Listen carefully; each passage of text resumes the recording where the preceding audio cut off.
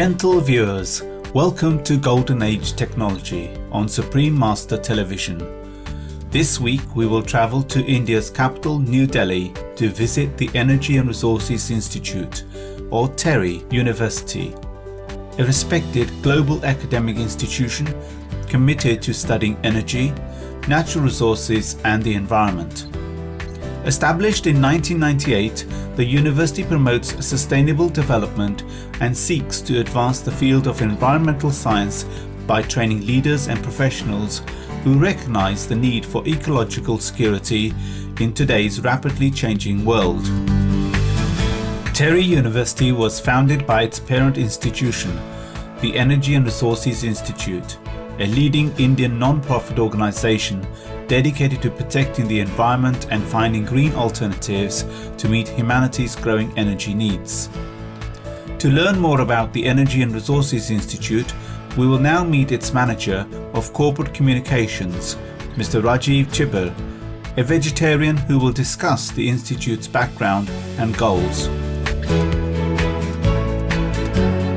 This is an institute which has been in its being since the last 35 odd years, and we've majorly been a think tank in the areas of energy and environment, and our forte is basically to advise governments, NGOs, state governments, union government, the World Bank, the UN bodies regarding energy and environment issues.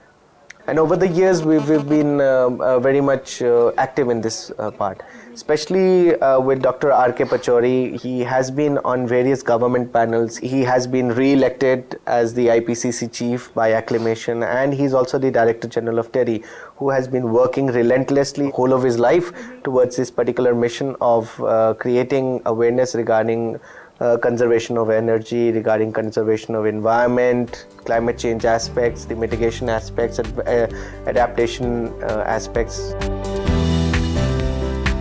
Dr. Rajendra Pachauri has led the Institute's environmental conservation efforts since becoming TERI's director in 1982 and then Director General in 2001, and is the current Chancellor of TERI University. TERI as an organization has come up with a lot of green initiatives. If we see way back in the 80s, we came up with solar practices. And at that time, Dr. R.K. Pachauri, now the Director General of TERI, basically requested the government to come up with a department called the Ministry of New and Renewable Energy Resources. So that particular ministry was formed because of the initiatives of TERI. At that time, TERI told the government, Prime Minister Mr. Rajiv Gandhi, we need to tap on all our renewable energy resources, be it wind energy, be it solar energy. So that was something which Dr. Pachauri initially started. As part of its goal to create a bright future for humanity, TERI promotes vegetarianism to help address climate change. We in TERI also promote the same. Whatever functions we have, we try to have only vegetarian dishes. If you see, recently we did the Delhi Sustainable Development Summit, which was almost a vegetarian climate summit. And this whole summit, we focused on how the conference itself could also become green by giving them good water, by giving them salads, by giving them food which were less of meat. The basic projection was to promote vegetarian food. So our organization is very much into promoting vegetarianism. Dr. R.K. Pachauri, the head of our organization, is a staunch vegetarian and also promotes the value of vegetarianism. So he's a very good promoter of it. TERI's researchers have developed a promising new technology to diminish the devastating environmental effects of oil spills.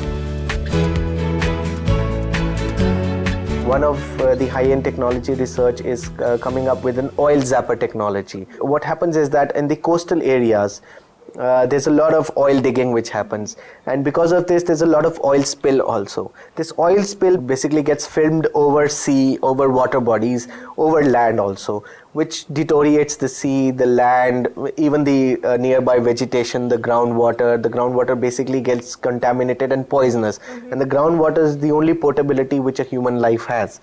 to drink. So what we came up with the oil zapper technologies. These are small microbes which we have developed.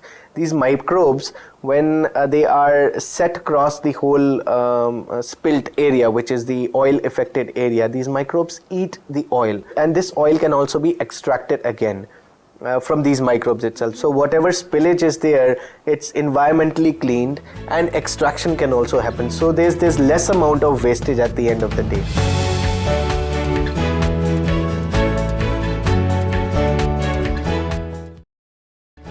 We use rainwater harvesting in the campus. That provides some of the campus's requirement of water. And as I mentioned, the waste is treated, the wastewater is treated and recycled, so that we are not really wasting very much water at all in this place.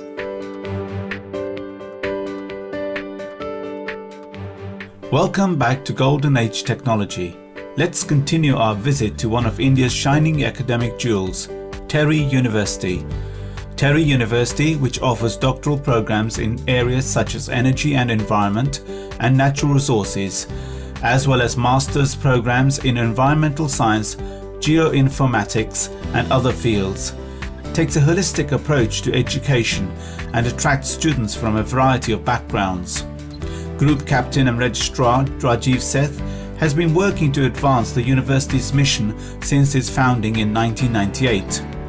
We spoke with Group Captain Seth to learn more about the school, its curriculum, its green initiatives, and its noble vision for the future.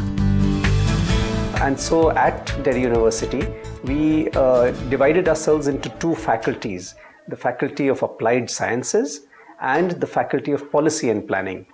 The idea was that we not only look at the scientific and applied aspects of sustainable development, but also at the policy and regulatory aspects of whatever relates to sustainable development. And the Faculty of Applied Sciences has a Department of Natural Resources and a Department of Energy and Environment. Whereas the Faculty of Policy and Planning has a Department of Policy Studies, under which the various master's level programs come. We feel that by focusing on areas related to sustainable development, we are actually focusing on the major problems that the world is facing today. We have a focus on not only the related problems to climate change, but also to all aspects of sustainable development, which we feel would answer problems not only of today, but also problems which might come up in the near future.